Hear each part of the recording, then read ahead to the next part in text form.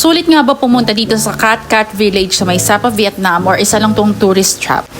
Hi mga be, so from our hotel sa may Sapa Center, nagbook lang kami ng Grab going to Cat Cat Village. Around 10 to 15 minutes lang, nasa Cat Cat Village na kami. Marami kaming tatahakan ngayong araw, kaya sabi namin wag na kami mag-costume. Pero nung nakita namin na ang gaganda ng costume mga be, naparent na rin kami. 200k dong ang rent ng costume, pero depende yan sa mapipili mong design. Tinanong kami, sexy or not sexy? Sabi namin, sexy. May additional din na 50k dong para sa hair and 100k dong for the makeup. Pero hindi na kami nag-makeup kasi maganda na kami. Charis! Dito lang yan mismo sa entrance ng Cat Cat Village. May entrance fee na 150k dong for adults and 70k dong kapag naman kids. So yan, mga be, advice ko sa inyo, bago kayo pumasok, mag-rent na kayo ng costume kasi kapag sa medyo gitna pa, ibabalik nyo yan all the way. Iba kasi yung entrance and exit dito sa Cat Cat Village. At mga be, totoo ang mga napapanood natin sa mga bali-balita, sa mga vlogs na sobrang daming hagdan dito.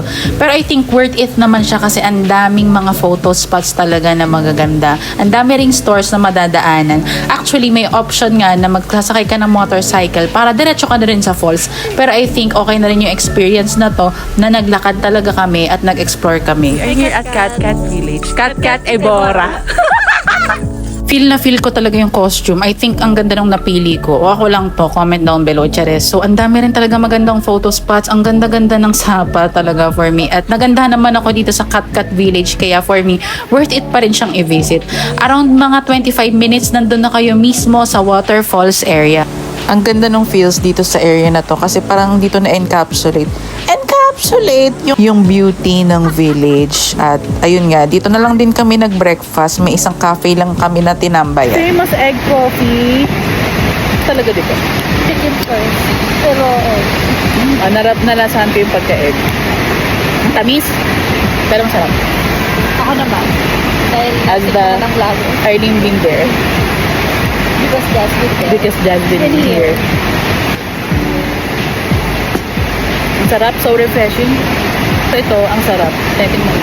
Kumquat. Kumquat. Kumquat may she believes. Kumquat may. Ito ay random fried egg with sausage noodles. Ay, maano siya? Salty. Salted kumquat.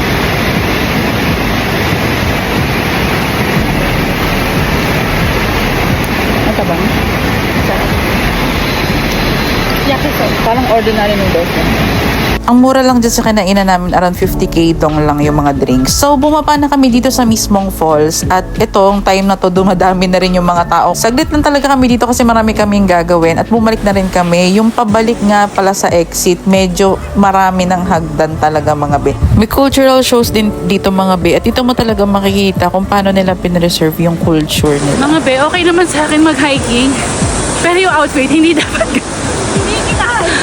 Puro hagdan pala dito sa Cat Cat Village.